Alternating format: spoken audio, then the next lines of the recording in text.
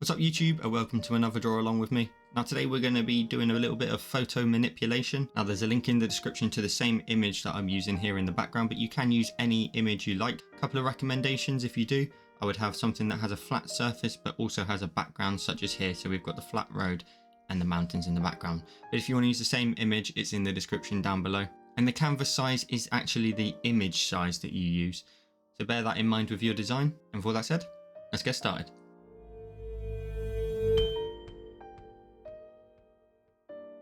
So then, once you've downloaded the image you're going to use, it will be saved to your photos. So within your stack here, you can go ahead and tap on the option of photo. And then from there, you can navigate to the photo that we're going to use. And this is the one that I'm going to use. So I'm going to tap on that and it'll open up exactly as those sizes of the image. And then we're going to get straight onto it. So we're going to go ahead and go to our layers and create a new layer. We're going to go to our brush library and we're going to go to calligraphy. We're going to use the monoline brush and we're just going to draw in a very simple circle in the middle. It doesn't matter what the color is, nor does it really matter what your brush size is.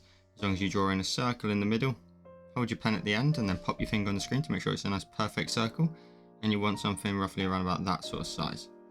Drag and drop your color in to fill in that space. Now you're going to want to make sure it's bang in the center, so grab your cursor, go to snapping and make sure snapping is turned on. Then go ahead and move this until you hit the orange lines both vertically and horizontally. So there we are, like so. And tap on your cursor when you're done. Next, let's go ahead and add the background to the circle itself. So zoom out of your canvas a little bit. You're going to need the space around the outside. Go to your layers. Go to the image and swipe it to the left and duplicate it. Drag it above the black circle we just drew. Tap on that and then clipping mask it. So now it's clipped to the circle, but you can't see anything. But until we go to our cursor and we flip it vertically, you'll now see the image inside but flipped. And we want to just scale this down a little bit. So we're going to grab the uniform option, scale this down and then put it back in the center again. And we want to roughly sort of make it the width of the circle. So until you're happy with that, and you want to hit the orange lines again, just to let you know your image is smack bang in the center. And tap on your cursor when you're done. Now what we're going to do is just warp this so it has a more spherical look. And to this, it's really easy. We're going to go to our adjustments and liquify. We're going to use the expand option down here. So you need to go to your liquify mode and pick the option of expand.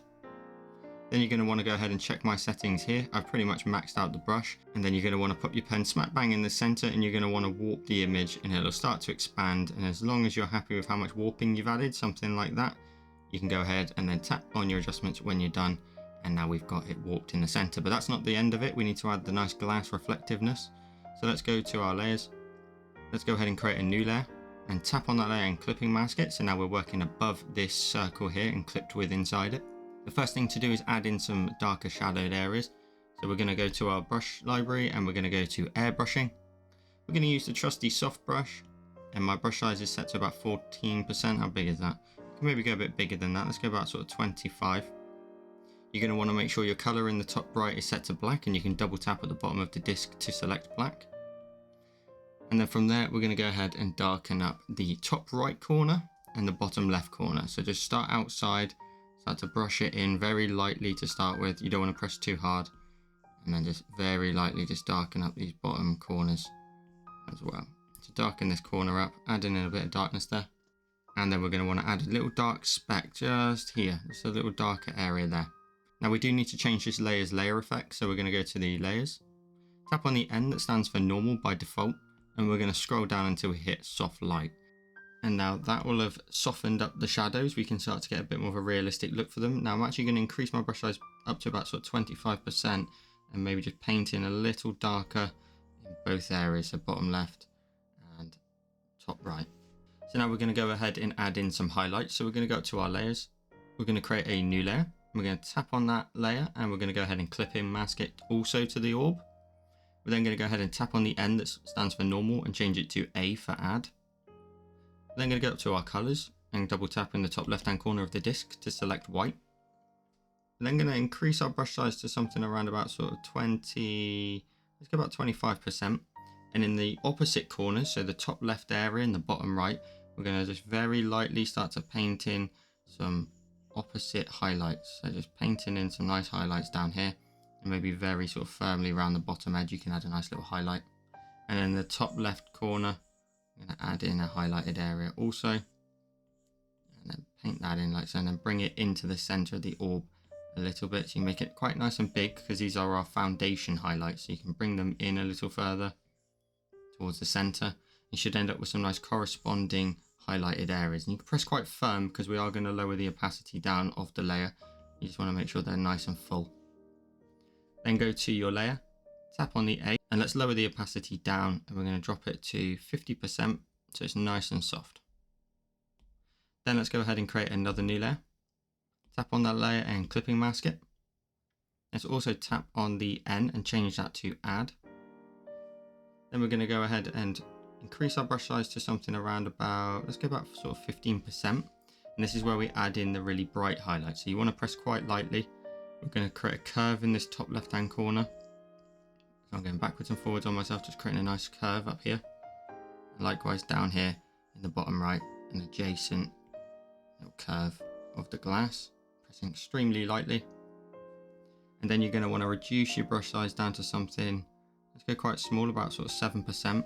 And then you're going to want to go ahead and just punch in some bright highlight. Now it's already extremely bright, but then we're going to go to the layer, tap on the A and lower the opacity down, and that really bright area you added will stay as the main highlight. So something about sort of 80% will do the trick until you end up with something like that, where we've got a corresponding highlight down here and a really main big highlight up there. Then we're going to go ahead and we're going to add in a shadow to the bottom of our orb. So let's go to the layers, tap on the black circle and swipe it to the left and duplicate it. Grab the bottom one, grab your cursor, use the freeform option down here, and you're going to want to first of all move it down until it sort of roughly touches the ground, and then grab the top node in the middle, flatten that right down, and then just grab this node here and just slide that across until we make it nice and small, and then pop it on that orange line running straight down the middle and leave a gap between your orb and the ground. You could probably go a bit narrower than that. Pop it back on that orange line, tap on your cursor, then go to your adjustments, Gaussian blur, swipe from left to right until you add in a 15 to 18% blur, tap on your adjustments, then tap on your adjustments again and go to motion blur, pop your pen smack bang in the center of your shadow and push it out to the right hand side until you get a 75% blur there at the top. Make sure you push nice and horizontal. That will disperse the shadow. Tap on your adjustments when you're done. Then go back to that layer, tap on it and change its layer effect to soft light, and that will nicely interact with the ground beneath it. And then while we're in our layers, go to your background layer, the main image in the background there. Go to your adjustments, Gaussian blur, and swipe from left to right until you add in a 10% blur there in the background. Tap on your adjustments when you're done, and you can pinch with 2 fingers and go full screen with 4, and you end up with today's finished design. So I hope you enjoyed this glass floating orb design. As always, be sure to share your designs with me on Instagram. There's a link to all my socials in the description down below. As always, a massive shout out to all of my patrons. I'll throw their names up on the screen now. If you want to get even more tutorials from me, there's a link in the description down below to my Patreon. And I'll also show you the latest tutorials that I've been posting over on Patreon.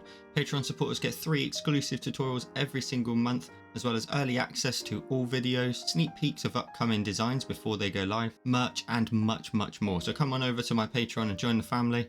And if you're interested in any of the equipment, I'm using the Sketchboard Pro that you can use code JoelCrate to get 10% off of it, or a Paperlike screen cover, or the pen tips grip and glove. There's links to all my equipment in the description down below. And with all that said, I'll see you in the next one.